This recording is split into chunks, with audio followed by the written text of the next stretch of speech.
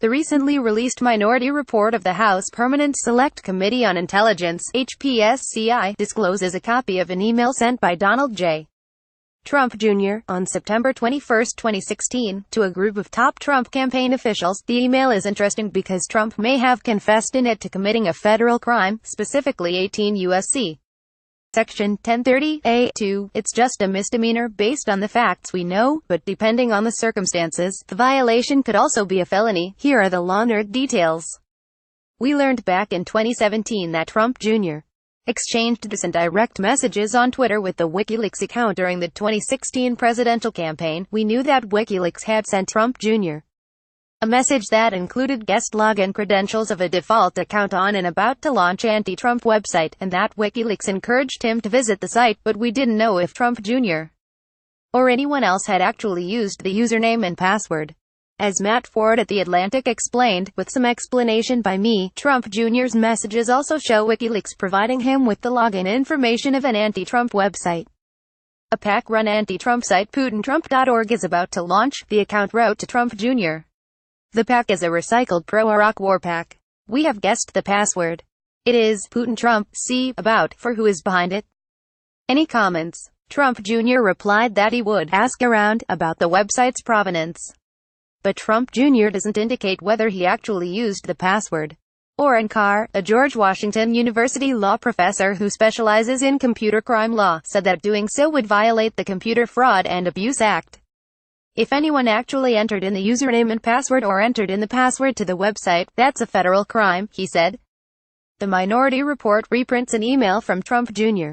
in which he admitted to just that, as reprinted on the bottom of page 33. Here's what he wrote: "Guys, I got a weird Twitter DM from WikiLeaks.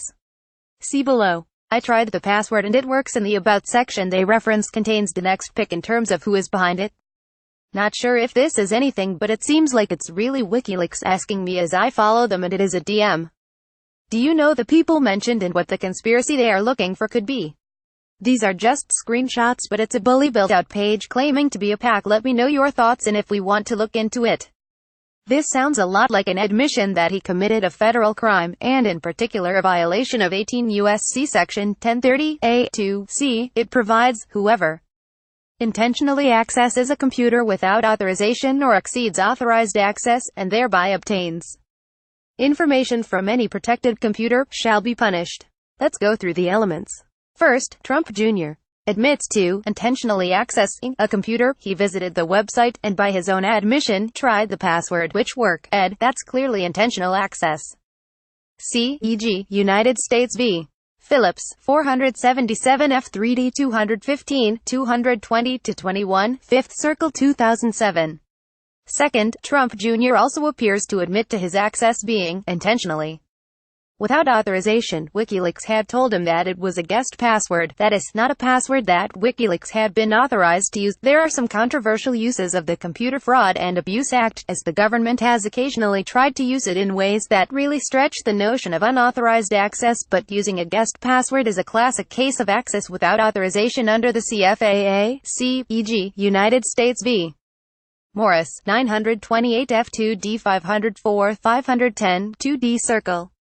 1991, access without authorization established in light of evidence that the worm was designed to gain access to computers at which he had no account by guessing their passwords. See also Oren S.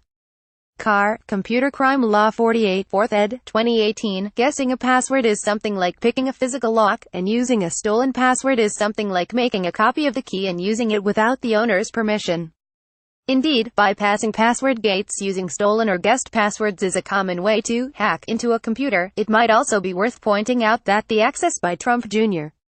might be legally unauthorized even if WikiLeaks was an authorized account holder and wished to allow Trump to use its account, at least according to some authority. See United States v. Nozzle, 844 F3D 1024, 9 Circle. 2016, but we don't have to consider that theory of liability, as here it's pretty clear that WikiLeaks was not an authorized account holder itself. But wait, you might be wondering, I wasn't the password here really weak? Yes, the password for PutinTrump.org was PutinTrump. Nice, but there's no basis I know of in the statute, or in the case law to say that using a weak guessed password makes the access authorized, or that a password has to be sufficiently complex for guessing, and then using it to count as unauthorized. I have speculated in my academic work that there may be some circumstances, when a password was essentially provided to all users, that a password is not actually part of a genuine authentication mechanism and access based on guessing that password would not be unauthorized. For example, imagine a website required users to enter a secret password to enter the site but announced that the password was either red or green. Norms of Computer Trespass, 116 column 1143, 1173 and .153, 2016, but that doesn't seem to be an issue here. The password was bad, but it seems to have been a bad password that was being used as a genuine account authentication mechanism to access non-public parts of the website. Third, Trump implies that he obtained information. Obtaining any information will do, and merely viewing it is enough to obtain it. A person doesn't need to have actually downloaded or kept a copy of the information obtained. See United States v. Tolliver, 2009, WL 2342639, EDPA, 2009, noting that obtaining information in this context includes mere observation of the data, quoting SREP number 99 to 432, 1986, reprinted in 1986, USC CAN 2479, 2484. The fact that using the password worked is likely enough for this, as Trump Jr. would have seen data beyond the login prompt, and just seeing that information would have been sufficient to obtain information ID. Trump Jr. may have seen more than this, but it's not obvious to me based on the snippets of information from his email. Fourth, the server that hosted the website was plainly a protected computer. That is a defined term in the statute, meaning, among other things, a computer which is used in or affecting interstate or foreign commerce or communication, including a computer located outside the United States that is used in a manner that affects interstate or foreign commerce or communication of the United States. 18 U.S.C.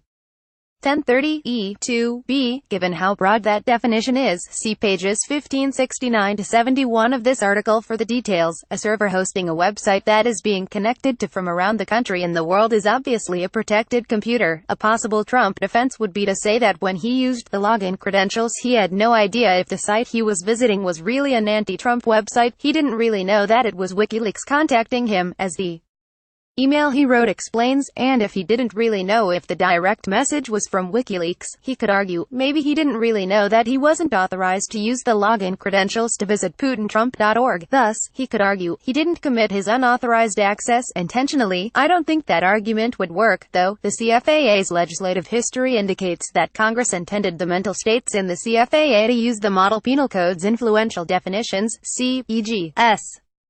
Rep. 101 to 544, at 9, 1990 amendments. The standard for recklessness used in the bill is taken from the Model Penal Code, S. Rep. number 99 to 432, reprinted in 1986, USC CAN 2479, 2483-84, 1986 amendments. Discussing intent using the key phrases of the MPC, without authorization, is an attendant circumstance element under the Model Penal Code, so, intent, would presumably mean that the person is aware of the existence of such circumstances, or he believes or hopes that they exist, as the code defines the term. MPC Section 2.022 AE, emphasis added. Here, it seems pretty clear that Trump hoped that the website he accessed was an anti-Trump website. That was the premise that WikiLeaks offered Trump Jr. to encourage him to use the guest password, and that was the reason that he used the password to log into the site. He wasn't sure, but that was what he hoped was the case. If that's right, then I would think that is enough to make the unauthorized access intentional under the Computer Fraud and Abuse Act. How serious is such a crime? The base offense that I have described is only a misdemeanor, see 18 U.S.C. Section 1030, C-2A. However, under 18 U.S.C. Section 1030, C-2B, there are a few circumstances in which the basic unauthorized access misdemeanor becomes a more serious felony. A. The offense was committed for purposes of commercial advantage or private financial gain. E. The offense was committed in furtherance of any criminal or tortious act in violation of the Constitution or laws of the United States or of any state. Or E. The value of the information obtained exceeds $5,000. I don't think we know the broader circumstances in which the unauthorized access occurred in detail, at least yet, so it's hard to say definitively if this was a felony or a misdemeanor, but it's worth noting that felony liability can creep up surprisingly quickly under Section 1030. For example, consider the provision that a misdemeanor becomes a felony if the value of the information obtained exceeds $5,000 in United States v. Batty, 631 F3D 371, 6th Circle. 2011, the Sixth Circuit held that, where information obtained by a violation of Section 1030 C.2b.e. does not have a readily ascertainable market value, it is reasonable to use the cost of production as a means to determine the value of the information obtained. In that case, the defendant was an employee who improperly obtained internal company videos that cost $305,000 to make. The Sixth Circuit ruled that the employee was guilty of a felony violation because the information he obtained, the videos, had a production cost over $5,000. That is, $305,000. See it at 378. If that same reasoning also applies to viewing materials from an about-to-launch website not viewable by the general public, then it seems at least possible that Trump Jr. viewed information worth more than $5,000 and that any unauthorized access was a felony. Anyway, I'm not saying that this is the biggest offense in the world. I don't think it is, and it's important to flag the separate question of whether such an offense would normally be prosecuted, as then FBI Director James Comey noted in his statement about Hillary Clinton's use of a personal server. Prosecutors exercise discretion in deciding what crimes to prosecute. Not every crime leads to prosecution, as then Director Comey stated in the context of explaining his recommendation not to prosecute Clinton. Although there is evidence of potential violations of the statutes regarding the handling of classified information, our judgment is that no reasonable prosecutor would bring such a case.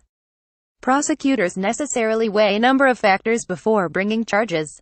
There are obvious considerations, like the strength of the evidence, especially regarding intent. Responsible decisions also consider the context of a person's actions, and how similar situations have been handled in the past. Here Trump Jr.'s intent doesn't seem particularly in doubt. But if this was merely him trespassing into a website and not a particularly big deal in context, then it's likely a case that wouldn't be normally prosecuted at the federal level. Some may plausibly conclude, as did then Director Comey in deciding not to recommend a prosecution of Clinton, that the absence of similar cases that have been prosecuted means that no charges are appropriate in this case. I don't have a particular view of that here, especially as we don't know all the facts, but I understand that some will find Comey's view commendable as applied to the circumstances of this apparent offense by Donald J. Trump Jr.